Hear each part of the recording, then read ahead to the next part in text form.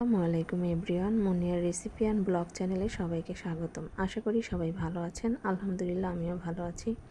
হঠাৎই বাবার বাড়ি থেকে ফোন এলো, 2 দিন পরে খালাতো ভাইয়ের বিয়ে, সেখানে যেতে হবে।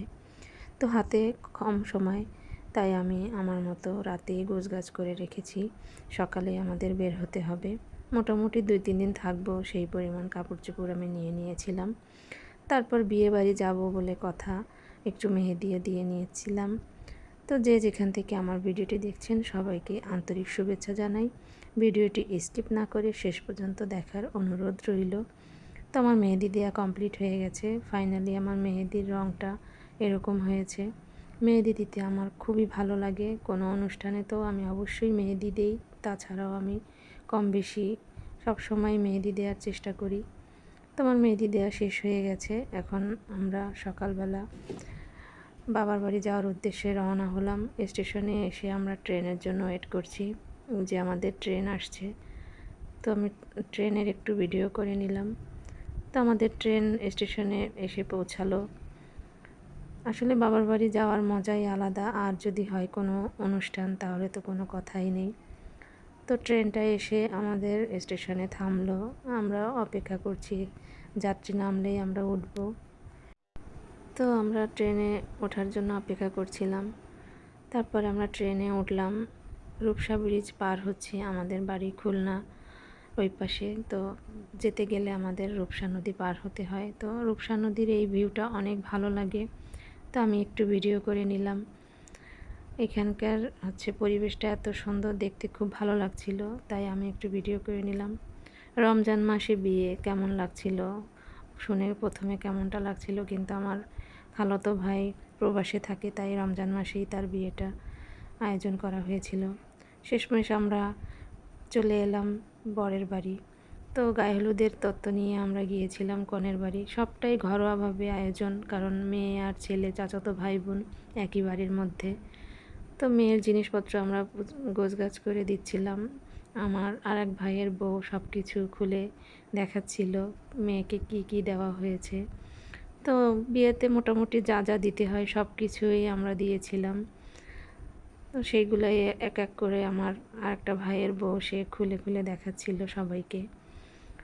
তারপরে বউয়ের সব কিছুই আমরা দেখানো শেষ। এটা হলো বউয়ের শাড়ি আর জুতা, কসমেটিক্স সব কিছু।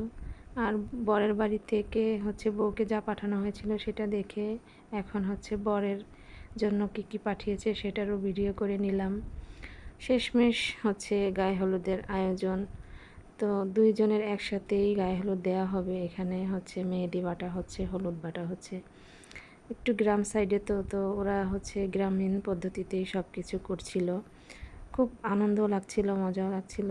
মেয়ের নানি আর মেয়ের ভাবি পাটায় তার মেহেদি বাটছিল।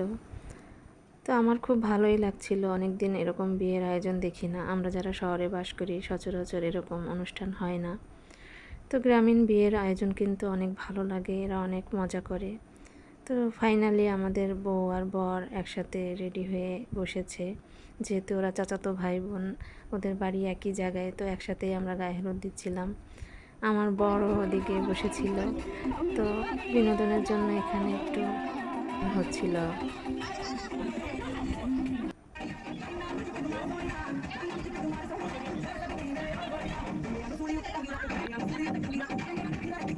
গ্রামের এই আয়োজনটা কিন্তু অনেক সুন্দর লাগে, ভালো লাগে।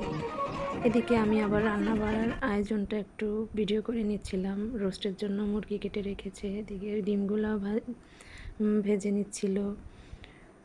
তো বিকেলে আমি বউকে গোছগাছ করে রেডি করে দিয়েছিলাম। আমি খুব বেশি ভালো সাজাতে পারি না, তাই কোনো রকম বউকে একটু সাজিয়ে দিয়েছিলাম। সবটাই ঘরোয়া আয়োজন।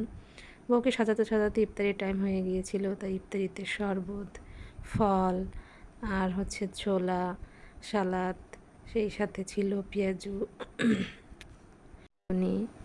আর আলুর চপ। খুব বেশি আয়োজন করেনি, কারণ রাতেই খাওয়ার আয়োজন। এদিকে বরের প্লেটে আমি একটা ছবি তুলে নিয়েছিলাম, ভিডিও করার সময় ছিল না। বউকে সাজাতে সাজাতে দেরি হয়ে গেছিল। আমার বড় দুলা ভাইয়ের আবার খুব শখ হলো যে সে একটু বরের স্টেজে বসবে। তাই সে বসে বলল আমাকে একটু ভিডিও করতে, তাই আমি আবার তাকে একটু ভিডিও করে দিলাম। কারণ 12 বছর আগে তার বিয়ে হয়েছে, 12 বছর পরে তার আবার শখ লেগেছে। এদিকে ফাইনালি শেষমেশ আমার খাবার চলে এলো। রাত তখন প্রায় 9:30 বাজে। তো প্রথমে পোলাও দিল, ডিম দিল, তো তারপর দিল মুরগির রোস্ট, আমি একটা লেগ পিস নিয়েছিলাম। তারপরে হচ্ছে আস্তে আস্তে খেতে লাগলাম। এখন হচ্ছে খাসির গোশ দিবে, সালাদ দিল, তারপরে হচ্ছে খাসির গোশ দিল। তো ভাতের থেকে মাংসের পরিমাণটাই বেশি।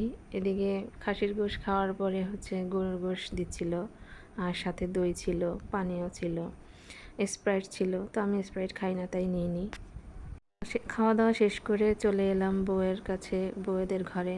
বউয়ের নানি বউ আর বরকে দুধ খাইয়ে দিচ্ছিল, আর বউয়ের মা ছেলেকে অর্থাৎ জামাইকে আংটি পরিয়ে দিচ্ছিল। গ্রামীণ এই পদ্ধতি কিন্তু অনেকেই দেখেন, এই আয়োজনটা কিন্তু ভালোই লাগে। আগেই বলেছি সবটাই ঘরোয়াভাবে একই বাড়ির মধ্যে। তারপর হচ্ছে বরের মা হচ্ছে ওই পাশে ছিল, সব কিছুই সে নিজের চোখে দেখছিল, আনন্দ লাগছিল। বউকে নিয়ে আমরা হচ্ছে আমার খালাতো ভাইয়ের ঘরে আসলাম। আমরা বাসর সাজিয়েছিলাম, খুব আনন্দ হচ্ছিল। ভিডিও করার সময় ছিল না, তাই ছবি তুলে নিলাম। তো আমার ভিডিওটি যদি আপনাদের ভালো লাগে একটা লাইক, কমেন্ট এবং পারলে একটা শেয়ার করে দিবেন, সাবস্ক্রাইব করবেন। তো এতক্ষণ আমার ভিডিওটি দেখার জন্য অনেক ধন্যবাদ। সবাই ভালো থাকবেন, সুস্থ থাকবেন। আল্লাহ হাফেজ।